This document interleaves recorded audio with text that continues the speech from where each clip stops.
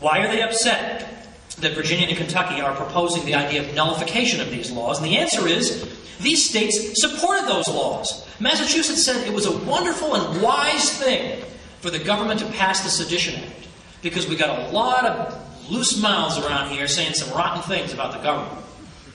Well, yeah, I guess a state like that would be against the idea of nullification. You have a big whoop. I mean, why is that a surprise? And yet, I have seen one law professor after another think he's winning scoring great points against nullification by saying, well, look at all the states that opposed it at the time, without telling us why they opposed it. Yeah, these states were against freedom of speech. Hello? Is that the side you want to be on? I'm pretty happy with Virginia and Kentucky at a time like that. But within 10 years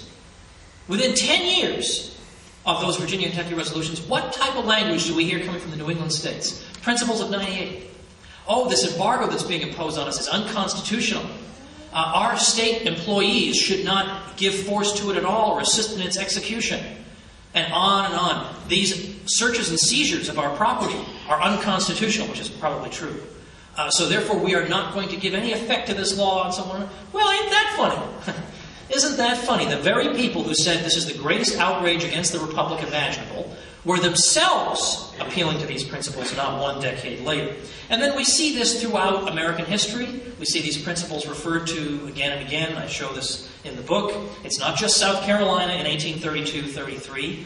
That's just the best known example. It's a great many other examples. And in particular now we get this argument that, well, isn't this all fundamentally about slavery? All attempts to bring about decentralized government are tarred with this brush of slavery. Well, I personally am willing to give my fellow Americans the benefit of the doubt that in the year 2010, not that many of them are secretly hankering for slavery. I mean, I think that's probably a small number. I mean, it's true that the hypochondriacs on MSNBC might think otherwise, but I'm talking about normal people probably see that this is not really going to happen. There's no slavery party that's forming. There's nothing that I can see. But this is a useful sort of rhetorical device to throw at people because they assume the general public won't know any better.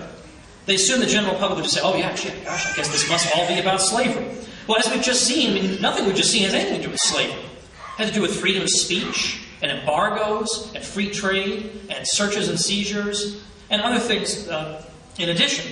And to the contrary, the principles of '98 were in fact used against slavery. They were never used on behalf of slavery. Now, I've had this happen. Poor Martha Dean ran for Attorney General in Connecticut.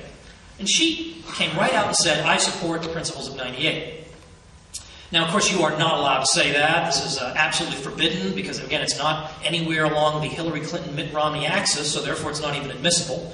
So that was not allowed. So she was condemned, predictably, from all the usual bozos. And they were saying, well, this is the doctrine, I kid you not, this is the doctrine by which the southern states defended slavery.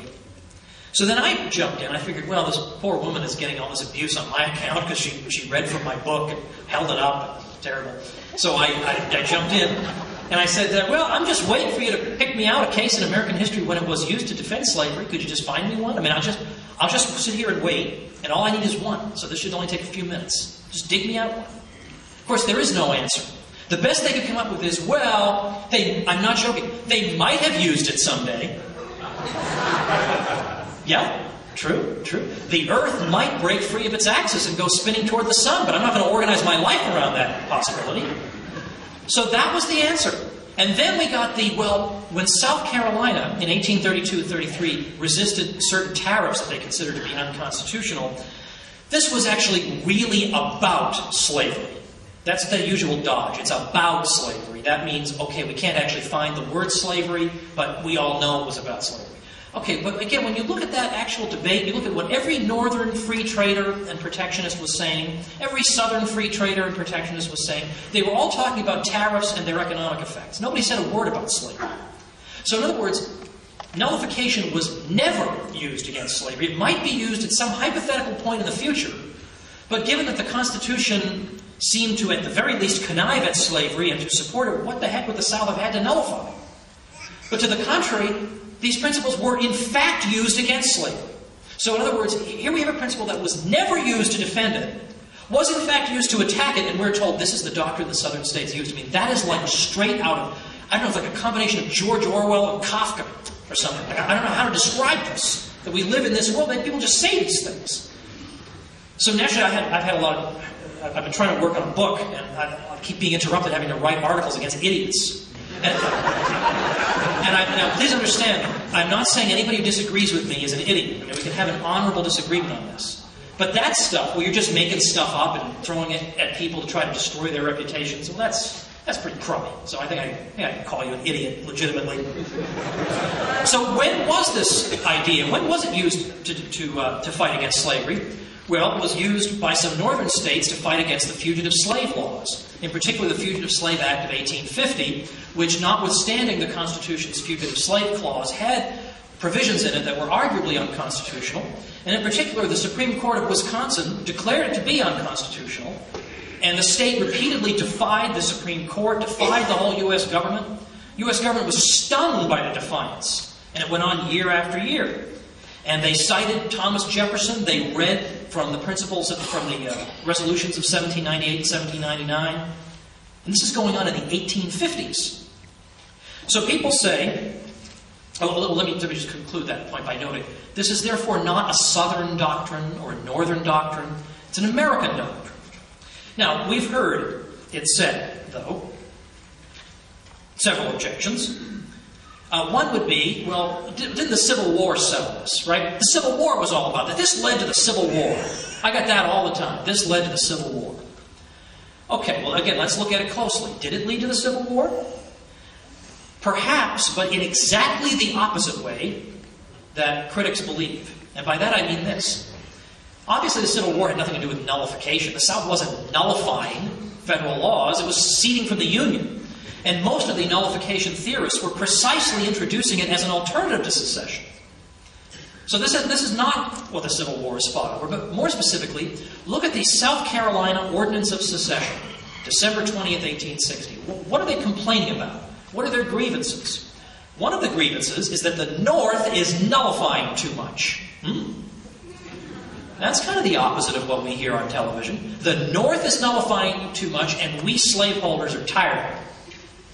Well, okay, so I guess nullification did lead to the Civil War, but only in the sense that people were trying to fight against slavery, and the Southern states weren't happy about it. Okay, I mean, guilty as charged, I guess. I mean, are you saying the Northern states shouldn't have done that? Like, what are you saying? And the usual response from the other side here is to say, hey, look over there, and they run away. There's no... Okay. But let's say though, let's suppose that the Civil War had been about nullification. Would it make sense to say the Civil War settled this question?